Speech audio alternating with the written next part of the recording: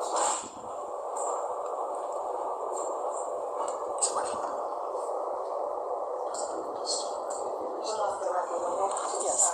ask you to please stop, Mr. Cameraman. Transmit. Pursuant to Section 43 of Chapter 31, the Commission has deemed this a public hearing, while reserving the right to close portions of the hearing if warranted. Members of the public are present in the courtroom today, as well as an adjacent overflow room where the hearing can be viewed live. The media has been permitted to set up a pool camera for audio, video, broadcasting, and recording. Prior to the hearing, the media and public have been provided with a summary of hearing room protocols that must be adhered to at all times. This hearing is also being audio and video recorded by the Commission via the WebEx platform. A court reporter is also present to transcribe the hearings, and that transcription will be the official record of this hearing. At the conclusion of this proceeding later this year, the parties will be given the opportunity to submit post-hearing briefs, at which time the record will close. Any final decision issued by the Commission regarding this appeal will be sent to the parties via email only. The Commission's decision will also be published on the Commission's public website at mass.gov/CSC. All final adjudicatory decisions of the Commission are subject to judicial appeal under Chapter 30A of the General Laws. Before we begin, a few housekeeping matters. First, in a final ruling sent to the parties yesterday, and after considering the objections of both parties, I have entered into evidence 36 exhibits from the Department of State Police and 58 exhibits from the appellant. As those exhibits have already been entered into evidence, there is no need to request that they be entered prior to referencing them at today's hearing. Second, I accepted the department's participant list, indicating that the department at this time has only one witness, and we will hear from him shortly. The department has committed to completing direct examination of this witness today.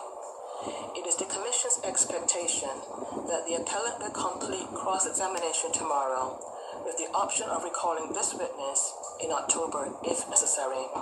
I urge counsel for both parties to use your time wisely and make adjustments accordingly as the day goes on to ensure conformance with these time allocations. Third, I hereby order the sequestration of witnesses.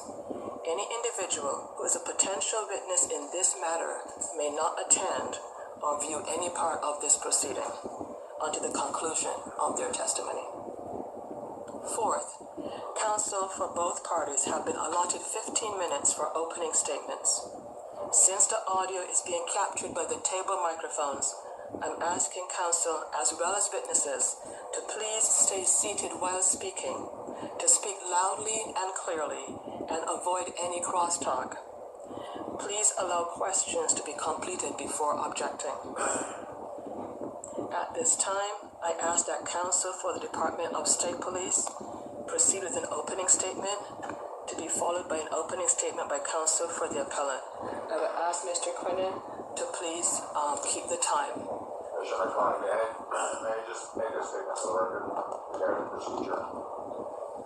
Is this something separate from the motions that I allowed yesterday? No. Yes, it is. Yes. Can this wait until after the openings? It can. It concerns the sequestration order. If anyone is going to testify, or you think they will, they should be in this room. No, the difficulty is the fact that we're here at the request of the Commission to start this process today, despite the fact that we're awaiting discovery from the department, as you know, and we don't know who all our witnesses. Yes, if I'm speaking, you'll speak. Sorry. That's quite simple. First of all, for decorum. If you have anyone who is a potential witness, they should not be in this room. That's all I can say. And because we don't have a discovery, we don't know at this point who all of our witnesses are. I advise you to conduct your case. can't advise you how to conduct your case. Mr. Carley, can you please proceed? Thank you, Commissioner McConney and Attorney Quinnen. Distasteful, unprofessional, inappropriate, in poor taste, juvenile, sexist, disgusting, dehumanizing. This selection of words does not come from a public comment section on a website, an op-ed columnist, or a protester outside the Norfolk County Courthouse. No, indeed, one would be forgiven for not immediately recognizing that these words are Michael Proctor's accounting of his own conduct in this case. Conduct in which Michael Proctor, tasked with the immense responsibility of acting as case officer for the investigation into the death of John O'Keefe, consumed alcohol and then operated his cruiser while on duty, released confidential information to individuals outside law enforcement, and called suspect and eventual defendant Karen Reed a babe,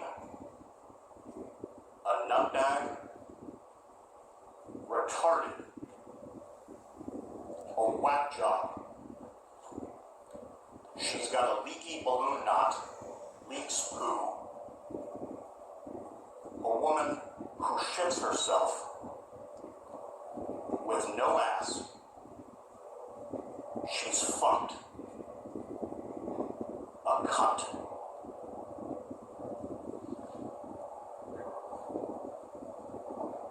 As a result, the department brought forward 4 separate specifications within 2 types of charges for internal discipline. And in March, Colonel Noble terminated Michael Proctor's employment. In support of the just cause for doing so, beginning today, the department presents for your consideration its evidence of the appellant's guilt under the charges and specifications described as follows. Charge 1, Specification 1, unsatisfactory performance, sending derogatory, defamatory, disparaging, and inappropriate text messages about a suspect. Charge 1, Specification 2, unsatisfactory performance, provision of sensitive and confidential information about a homicide victim, potential witnesses, and potential investigative steps to non-law enforcement personnel. Charge 1, Specification 3, unsatisfactory performance, through unprofessional and inappropriate conduct, created an image that he was biased and brought himself and Massachusetts State Police into disrepute. And finally, Charge 2, Specification 1, consumption of alcoholic beverages while eating dinner on duty and then operating his department-issued cruiser. The department's defense of the just cause of the adverse employment action against Michael Proctor will be based entirely upon the evidence of his conduct, his violations of those specifications under our Article 5. To prove this case here in this de novo proceeding, the department will call OPIA Detective Lieutenant Kevin Dwyer, who was assigned an investigation initiated by DIS Commander Lieutenant Colonel Brian Connors. In addition to the testimony of Detective Lieutenant Dwyer, the department has submitted and has been entered into evidence for your review and consideration of those 36 exhibits, demonstrating by a preponderance of the evidence that Colonel Noble had just cause to terminate Michael Proctor's employment. You will hear of Detective Lieutenant Dwyer's collection and assessment of the records of the appellant's misconduct, first brought to light in excruciating detail during 2 days of his public testimony at the homicide trial in Norfolk Superior Court on June 10th and 12th of 2024.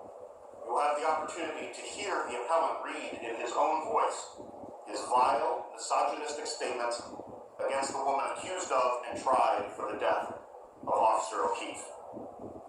You will have the opportunity to hear his revelations to high school friends and members of his family of the identity of the victim, his views on and details of the crime, the manner of the victim's death, the witnesses to be interviewed, and the direction of that investigation, some made under 24 hours of the discovery of Officer O'Keefe's body.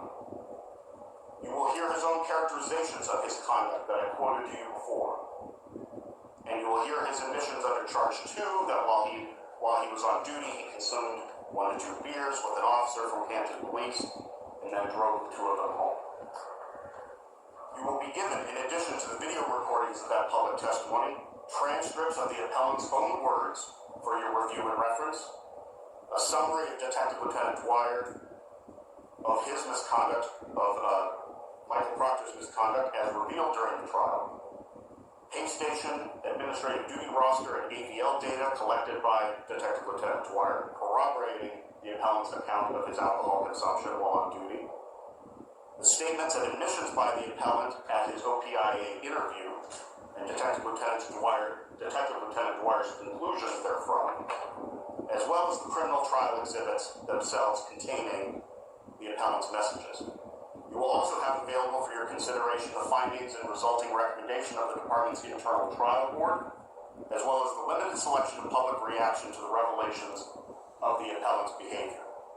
Relevant portions of an interview he gave to ABC News following his termination, and an order from the Norfolk County District Attorney's Office for him to turn over as discoverable statements in a criminal prosecution under Rule 14 the content of his communications from his personal cell phone. The department expects that much by way of distraction will also be on offer in the days to come, in the form of dubious and flimsy comparisons,